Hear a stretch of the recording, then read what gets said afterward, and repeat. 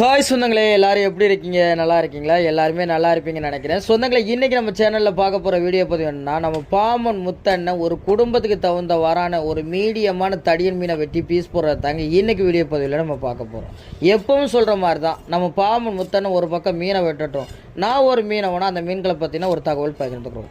இன்றைக்கி நம்ம பாமன் முத்தண்ணன் வெட்டக்கூடிய மீன் வந்து என்ன மீன் கேட்டிங்கன்னா, ஊளி மீன் வகை தான். ஊளி மீன் வகை இல்லை, நம்ம பகுதியில் தடியன் மீன் சொல்லுவோம். நேற்று தான் வந்து நம்ம சேனலில் ஒரு 4 வகையான ஊளி மீன்களை பார்த்துருப்போம். அதில் ஒரு வகையான மீன் வந்து தடியன் மீன் கூட இருந்துச்சு. அந்த தடியன் மீனை பற்றி வந்து நான் ஒரு மீனவனா உணர்ந்ததை நிறையா விஷயங்கள் நான் வந்து பகிர்ந்துக்கிட்டேன்.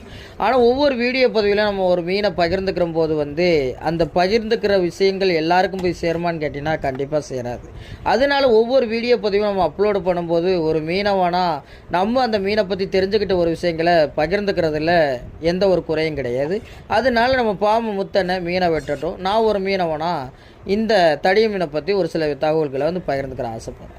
தடியன் மீன் வந்து சமைச்சு சாப்பிட ரொம்பவே டேஸ்ட்டாக இருக்குங்க. டேஸ்ட்டாக இருந்தாலும் அதுவும் ஒரு மீடியமான சைஸாக இருக்கும்போது தான் அந்த மீனுடைய டேஸ்ட் நல்லாயிருக்கும்.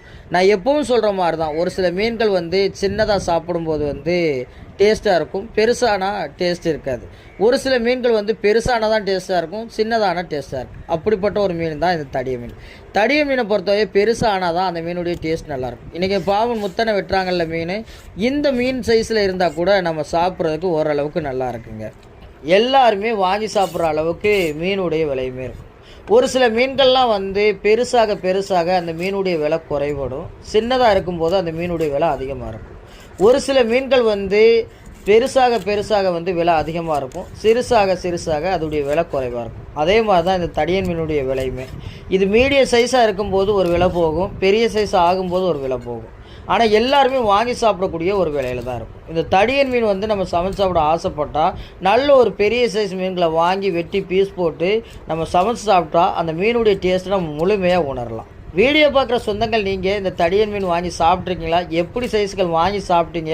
சாப்பிட்றதுக்கு எந்த அளவுக்கு டேஸ்ட்டாக இருந்துச்சு அப்படிங்கிறத வீடியோக்கில் கமெண்ட் பண்ணுங்கள்.